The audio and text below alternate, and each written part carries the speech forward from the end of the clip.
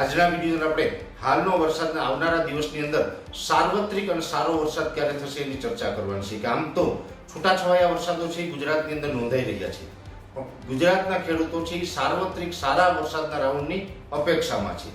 આમ જોવા જઈએ તો આપણે બીજા રાઉન્ડની વાવણી પણ ચાલી રહી છે. 14 થી 20 જૂનનું જે સેશન ચાલી રહ્યું છે એમાં અનેક જગ્યાએ વાવણી લાયક વરસાદો નોંધાઈ રહ્યા છે, જેમાં ખાસ કરીને સૌરાષ્ટ્ર અને દક્ષિણ ગુજરાતના ભાગોની અંદર આ વરસાદની તીવ્રતા વધારે જોવા મળી છે.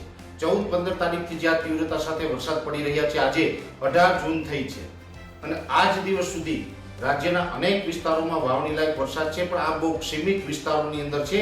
વધારે વિસ્તારોની અંદર હજી વાવણી લાયક વરસાદો પડ્યા નથી અને ગુજરાતના મોટા ભાગના વિસ્તારો છે એ હજી વાવણીથી બાકાત છે, વાવણીથી વંચિત છે. હવે આવનારા સમયની અંદર જે વાવણીના વરસાદની શક્યતાઓ છે એની અંદર વાત કરવા જઈએ તો જેવી રીતે 14 થી 20 જૂનનું જે આ સેશન છે એમાં છૂટાછવાયા વરસાદો નોંધાયા છે અને હજુ પણ આવનારા 2-3 દિવસ સુધી છૂટાછવાયા વરસાદો નોંધાશે અને આ વરસાદની તીવ્રતા છે એ સૌરાષ્ટ્ર અને દક્ષિણ ગુજરાતમાં વધારે જોવા મળશે. હવે ખાસ કરીને આવતીકાલે 19 જૂન છે, આવતીકાલે 19 જૂનના રોજ તીવ્રતા થોડીક ઓછી રહેશે, તો ફરીથી પાછી 20 તારીખથી તીવ્રતામાં વધારો થઈ જશે.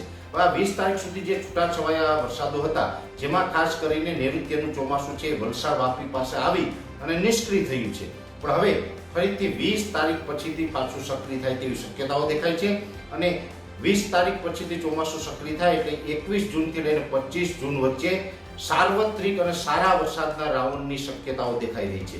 એટલે ખાસ આમ જોવા જઈએ તો આ એક ને એક વાત હું ઘણા સમયથી કરું છું, પણ વારંવાર ખેડૂત ભાઈઓના મને ફોન કોલ આવી રહ્યા છે, વોટ્સએપથી મેસેજ કરી રહ્યા છે, કોમેન્ટ કરી રહ્યા છે અને બધાનો એક જ સવાલ છે, પરેશભાઈ હજુ પણ અમને તમે જણાવો કે સારા વરસાદ ક્યારે થશે. મારે કેવું પડે કે ભાઈ હું ઘણા સમયથી કહું છું, એ જ અપડેટ છે, નવી કોઈ અપડેટ નથી, પણ વારંવાર ફોન કોલ આવે છે એટલે ફરીથી આજે મારે આ એકને એક વાત કરવી પડે છે. એટલે હજુ હું આપને જણાવી દઉં કે 20 તારીખ સુધી છૂટાછવાયા સૌરાષ્ટ્ર અને દક્ષિણ ગુજરાતની અંદર વરસાદો ચાલુ રહેશે અને 21 થી લઈને 25 જૂન વચ્ચે સાર્વત્રિક અને સારા વરસાદની શક્યતાઓ છે, જેમાં ગુજરાતના 50% કરતાં પણ વધારે વિસ્તારને વાવણીનો લાભ મળી શકે છે.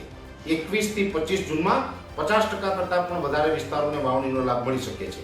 મહત્વની વાત એ છે કે જૂન મહિનાની અંદર તો સંપૂર્ણ જૂન મહિનો પૂરો થાય ત્યાં સુધીમાં તો લગભગ ઓલ ઓવર ગુજરાતની અંદર સારો વાવણી લાયક વરસાદ બધાને થઈ જવાનો છે, જે બાકાત હશે એને પણ 25 તારીખ સુધીમાં તો જેવી રીતે મેં આપને અનુમાન બતાવ્યું એમ કે 50% કરતાં વધારે વિસ્તારોને લાભ મળી જશે. એટલે જૂન મહિનાની અંદર જો આપણે તમામ વિસ્તારોની અંદર વાવણી થઈ જાય તો એ વાવણી લેટ ન ગણાય, મોડી ન ગણાય. એટલે કોઈ આપણે બહુ ઉતાવળ કરવાની પણ જરૂર નથી. ઘણા બધા મિત્રોને પછી એવું થતું હોય કે આપણે ખેડૂતનો જીવ છે, આપણે બાજુના ગામમાં કોઈ ખેડૂતને વાવણી થઈ ગઈ હોય ને આપણે બાકાત હોય એટલે આપણે ઊંઘ ના આવે, આપણે ઉતાવળ થાય, પણ આ ઉતાવળ કરવાની જરૂર નથી. આ કુદરતી છે.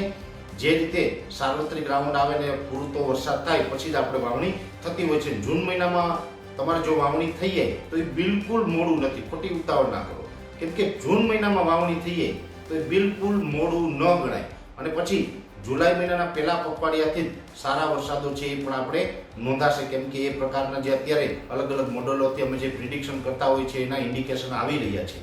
પણ અત્યારે જૂન મહિનાની અંદર મેઇન વસ્તુ છે કે વાવણીનો વરસાદ પડી જાય અને એ વરસાદ છે એ વાવણીનો વરસાદ છે જૂન મહિનામાં જ પડી જશે. એટલે આ એક સારા સમાચાર છે.